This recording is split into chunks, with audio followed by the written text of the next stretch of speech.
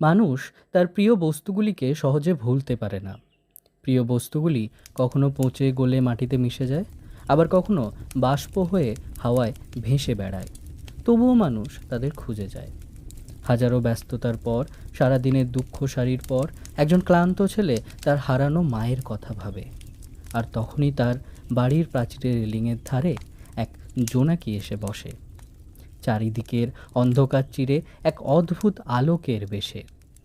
অন্ধকারের মতো নিজের মাকে হারানো যন্ত্রণা কেমন করে যেন তার মন থেকে সরে সরে যায়। জোনাকি বুঝি তার ক্ষণিকের আলোর ছোঁয়ায় সেই ছেলেকে এক নতুন জীবন দেয়। অন্ধকারে থাকা এক মৃতবৎ জীবনকে প্রাণবন্ততার ঔজ্জ্বল্যে ভরিয়ে দেয়। সেই জোনাকির আলোর গতিময়তায় সে যেন তার হারানো মাকে খুঁজে পায়।